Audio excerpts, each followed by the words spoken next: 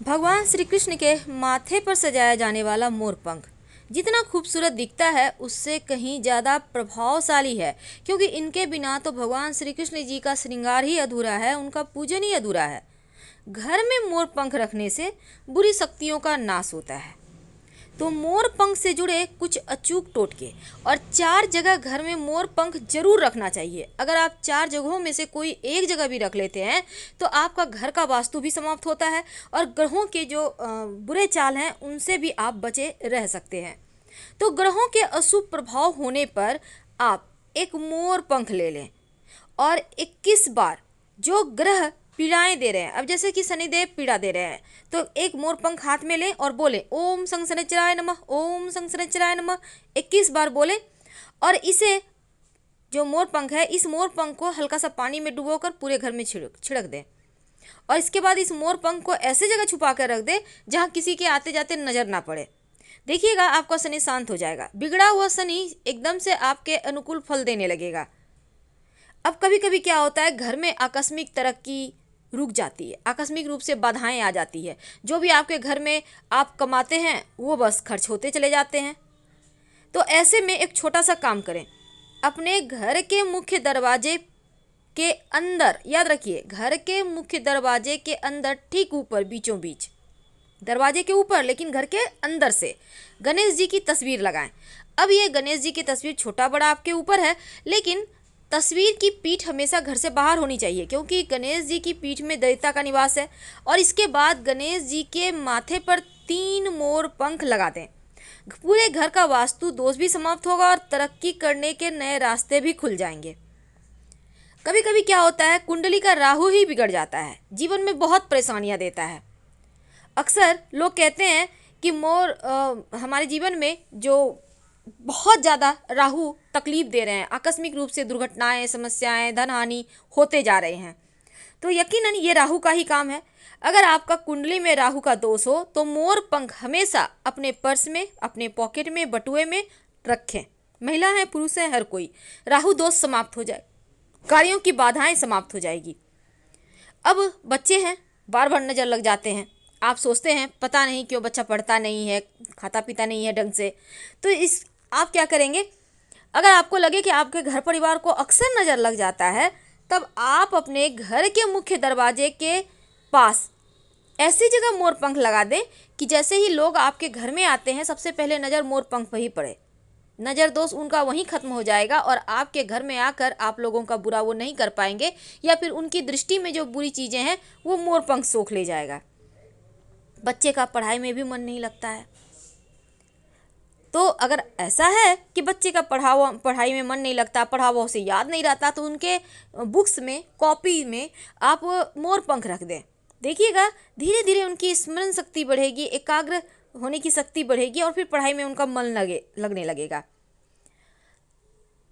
तो कभी ऐसा भी होता है कि दुश्मन बहुत परेशान करते हैं, कई बार तो घर के लोग ही दुश्मनी करते हैं, साथ में रहेंगे, प्रेम से बात करेंगे, लेकिन आपके लिए कभी अच्छा सोचेंगे भी नहीं।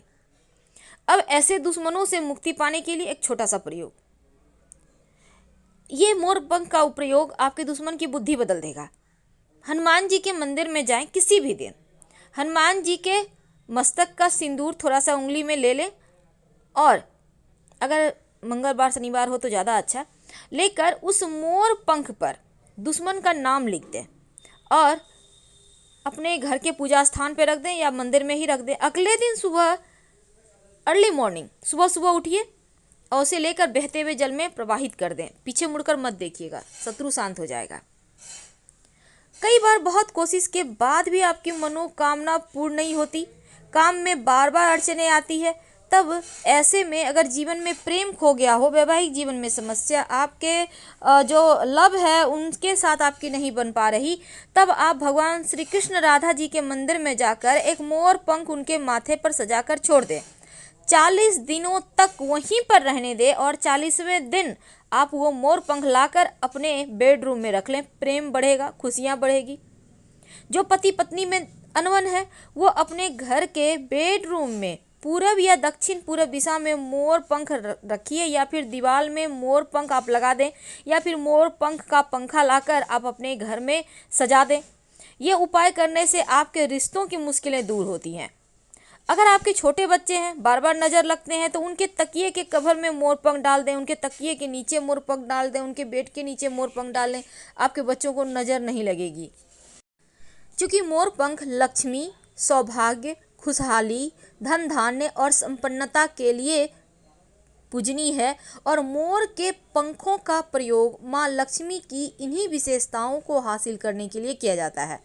तो मोर पंख को अगर आप बांसुरी के साथ घर में रखें भगवान श्री कृष्ण के पास, तो तस्वीर ये जो आप रख देते हैं उनकी तस्वीर के पास, तो रिश्तों में प्रेम बढ़ता है, सुख बढ़ता है, सौभाग्य बढ़ता है, खुशहाली आती है। मोर पंख जितना खूबसूरत दिखता है ना, उतने ही काम का है। अगर ग्रहों का अशुभ प्रभाव ज़्यादा परेशान करे, तब आप प्रयोग मोर पंख का जरूर कीजिएगा। वैसे तो हर धर्म में मोर पंख का इस्तेमाल करने का विधान है और मोर पंख का टोटका दुश्मनों को जो वो आपके ऊपर परेशानी डाले हुए हैं या आपके जीवन में परेशानियां क्रिएट करते हैं, तो वो खुद ही अपने जाल में फंस जाएंगे। अगर हमेशा ही बिजनेस में नुकसान हो, बेवजह का पैसा खर्चा हो, परेशानी बढ़ जाए, तो आप अपने घर और दुकान में पूरब दिशा में मोर पंख एक लगा कर रख दें। आप चाहें तो फ्रेम कराकर भी रख सकते हैं। नकारात्मकता खत्म होगी, लक्ष्मी आती है, क्योंकि मोर पंख जहाँ रहता है वहाँ सिर्फ सकारात्मक ऊर्जाएं आती हैं। और अगर लाख कोशिश करने के बाद भी बार बार काम अटकते हो, मनोवांछित फल नहीं प्राप्त हो रहे हो, तो मोर पंख का प्रयोग जरूर कीजिए और अपने घर में ला के रखिए। तो पहला मोर पंख आपको ला के रखना है अपने गणेश जी के तस्वीर के ठीक ऊपर। कहाँ रखना है? घर के मुख्य दरवाजे के अंदर की तरफ से गणेश जी लगाने हैं और उन्हीं के माथे पर मोर पंख सजाना है। दूसरा, आपको ऐसे जगह लगाना है कि आते जाते लोगों का नज़र पहले मोर पंख पर पड़े, बाकी अन्य चीज़ों पर। तीसरा, आपको मोर पंख अपने भगवान जो आपने पूजा स्थान पे भगवान की तस्वीर रखी है वहाँ पर बांसुरी और मोर पंख भगवान श्री कृष्ण को भेंट करके वहीं पर रखें। और चौथा, आप अपने बेडरूम में रखें।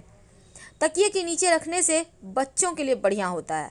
अगर आप चाहते हैं कि आप जल्द से जल्द करोड़पति बन जाए, कहने का तात्पर्य धन इतना रहे कि करोड़पति का मतलब ये नहीं होता है करोड़पति। करोड़पति का मतलब होता है कि इतना पैसा हो कि आप सुकून से जीवन जी सकें, ऐसा न लगे कि आपके पास कुछ नहीं है, बहुत परेशान है, कम से कम अच्छे से लाइफ जी सकें।